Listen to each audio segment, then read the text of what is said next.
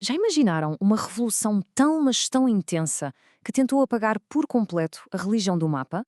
Bem, foi isso mesmo que aconteceu durante a Revolução Francesa. Foi um dos períodos mais explosivos da história e a poderosa Igreja Católica tornou-se, de repente, um dos principais alvos dos revolucionários. Vamos mergulhar nesta história. Para percebermos isto, temos de recuar a antes de 1789. O cenário em França era de um contraste, olhem, brutal. De um lado, tínhamos a Igreja Católica, que era dona de terras a perder de vista e podia cobrar impostos a toda a gente, e do outro, bem, do outro lado estava a esmagadora maioria da população a viver com imensas dificuldades. Claro que os revolucionários olhavam para esta riqueza toda e viam-na como uma injustiça gigante, um dos grandes problemas do país. Estava por isso tudo preparado para um confronto que era inevitável. Ok, o nosso percurso vai seguir a história deste conflito em 6 partes. Vamos começar pelo choque inicial entre a Igreja e a Revolução. Depois vemos a nova ordem que os revolucionários criaram. A seguir, a fase em que tentaram apagar símbolos e até o próprio tempo. Vamos falar também da resistência e das novas crenças que surgiram. E depois, como é que Napoleão trouxe a paz religiosa e, claro, o que é que ficou disto tudo, o legado que dura até hoje. Então, vamos lá começar pelo primeiro ato deste drama todo. O momento em que a Revolução decidiu atacar e desmantelar o imenso poder económico da Igreja. E a primeira medida foi logo drástica. O novo governo nacionalizou todas as propriedades da Igreja. O que é que isto quer dizer? Basicamente, o Estado ficou com tudo. Terras, edifícios, tudo, para tentar pagar as suas dívidas gigantescas. Muitas igrejas foram fechadas ou até transformadas em armazéns de armas. As ordens de monges e freiras foram simplesmente dissolvidas. E a influência do Papa em França reduzida a quase nada. O objetivo era muito claro: cortar pela raiz o poder financeiro e político da Igreja. Mas os revolucionários não queriam só o dinheiro da Igreja, não. Eles queriam mais. Queriam controlar a própria instituição, por dentro. Vamos ver como é que tentaram fazer isso. E em 1790 surge uma lei que vai mudar completamente as regras do jogo, a chamada Constituição Civil do Clero. Ora, o que é que isto significava na prática? Significava que os padres e os bispos deixavam de responder ao Papa e passavam a ser funcionários públicos. Exato, funcionários do Estado. Eram eleitos pelo povo e, aqui está o ponto-chave, eram obrigados a jurar lealdade à nação, ao Estado francês e não ao Papa. Isto foi uma mudança absolutamente radical. Como devem calcular, a reação foi imediata e partiu a França literalmente ao meio. O Papa, claro, condenou a lei de imediato. E de repente a sociedade francesa viu-se obrigada a escolher um lado, ou se era leal à Revolução ou se era leal à Igreja. Os padres que se recusaram a fazer este juramento, ficaram conhecidos como os refratários, foram perseguidos, presos e, em muitos casos, até executados.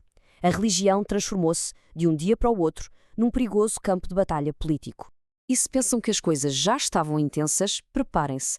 A revolução entrou na sua fase mais radical. Agora, o objetivo já não era só controlar a Igreja, era apagá-la. Apagar completamente a sua influência do dia-a-dia das pessoas. E como é que se faz isso? Bem, os revolucionários tiveram uma ideia radical. Para criar um novo cidadão, era preciso controlar o tempo em si. E então criaram um calendário completamente novo, o calendário republicano. E este calendário foi desenhado com um propósito muito específico: quebrar o ritmo semanal marcado pela religião. E qual foi a principal vítima disto tudo? O domingo, claro. E olhem só para isto. A semana tradicional de 7 dias desapareceu. Passou a ter 10 dias. Acabou-se o domingo como dia de descanso e de missa. Os nomes dos meses também foram todos trocados por nomes ligados à natureza e às estações, como Brumário, que vinha de bruma, de nevoeiro, o Frutidor, a época das frutas. E como se não bastasse, eles decidiram recomeçar a contagem do tempo. O ano 1 passou a ser 1792, o ano em que a República foi proclamada. Foi literalmente uma tentativa de fazer um reset à história. E esta campanha de limpeza não se ficou pelo calendário, de todo. Todos os símbolos religiosos visíveis foram atacados. Os sinos das igrejas, derretidos para fazer canhões, cálices de ouro, crucifixos de prata, tudo confiscado. Estátuas de santos e cruzes destruídas em plena praça pública. Nomes de ruas e de cidades que tivessem referências a santos foram alterados. Até a famosíssima Catedral de Notre-Dame, em Paris, foi rebatizada como Templo da Razão.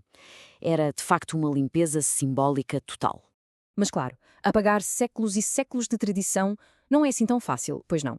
Esta fase super radical gerou uma resistência enorme e, ao mesmo tempo, levou à criação de umas religiões de Estado, digamos, bastante peculiares. Primeiro obtivemos o culto da razão. Era um movimento basicamente ateu. Em vez de se adorar um Deus, celebrava-se a lógica, a ciência, o pensamento humano. Chegaram a fazer cerimónias em que atrizes se vestiam de deusa da razão. A ideia era criar uma nova moralidade, uma nova forma de ser bom cidadão, baseada apenas na mente humana, sem nada de sobrenatural. Só que o líder revolucionário mais poderoso da altura, Robespierre, achava que este ateísmo todo era perigoso para a sociedade. Ele acreditava que as pessoas precisavam de acreditar em alguma coisa. Então o que é que ele fez? Criou a sua própria religião de Estado, o culto do Ser Supremo. Era uma coisa um bocado vaga. Acreditava-se num ser superior, um criador e na imortalidade da alma. O objetivo era inspirar as pessoas a serem virtuosas. Robespierre chegou mesmo a liderar um festival gigantesco e, sejamos honestos, bastante bizarro em Paris para lançar este culto, algo que na altura muita gente achou para lá de esquisito. Ok, mas enquanto estas ideias novas e estranhas apareciam em Paris, o resto de França, especialmente o campo, as zonas rurais, reagiu da pior forma possível.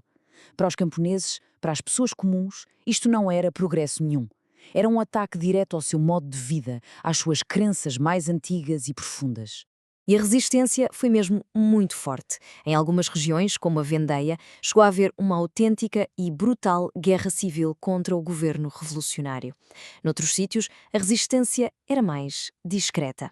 As pessoas faziam missas em segredo, muitas vezes em cavos ou celeiros. As mulheres tiveram um papel fundamental a esconder crucifixos e outros objetos sagrados para os proteger, e muitos simplesmente ignoravam o novo calendário de 10 dias e continuaram a tratar o domingo como um dia sagrado. Depois de anos de caos, de guerra civil e daquela fase radicalíssima conhecida como o período do terror, Robespierre caiu. A França estava completamente exausta. O país estava farto de conflitos e pronto para uma solução. E essa solução apareceu na forma de uma nova figura que estava a subir ao poder: Napoleão Bonaparte. Napoleão não era um homem especialmente religioso, mas era, acima de tudo, um homem pragmático, muito prático. Ele olhou para a França e o que é que viu? Um país de rastos, esgotado por uma década de conflitos, incluindo uma guerra civil sangrenta por causa da religião. E ele percebeu uma coisa muito simples. Para unir o país e trazer estabilidade, era preciso fazer as pazes. Para Napoleão, a religião não era uma questão de fé. Era uma ferramenta poderosa para manter a ordem social, e por isso decidiu que era hora de negociar com a Igreja. Essa negociação resultou num acordo assinado em 1801 com o Papa, que ficou conhecido como a Concordata. E foi um acordo, olhem, muito inteligente. Vamos ver os pontos principais. Primeiro, o catolicismo era reconhecido como a religião da maioria dos franceses. Reparem, não a religião oficial do Estado, mas da maioria. Segundo, o governo francês nomeava os bispos, mas o Papa tinha a palavra final para os confirmar.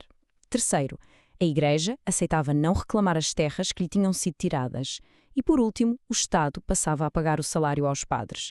E, com isto, a guerra religiosa em França oficialmente terminou. Claro que um conflito tão intenso e tão longo não desaparece sem deixar marcas profundas.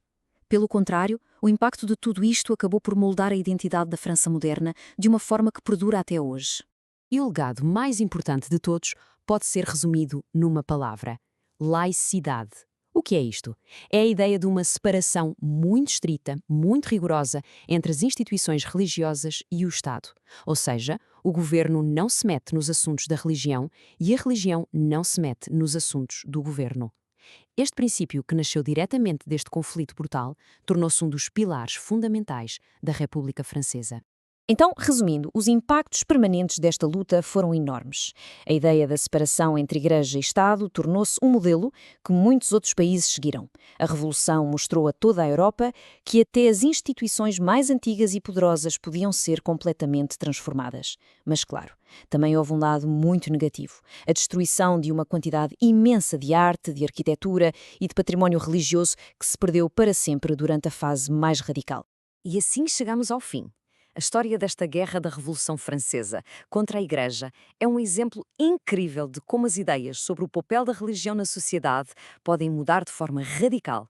E deixa-nos a pensar, não é? Fica a pergunta para refletirmos: de que forma é que esta separação ou esta tensão entre o poder religioso e o poder do Estado continua a moldar o mundo em que vivemos hoje?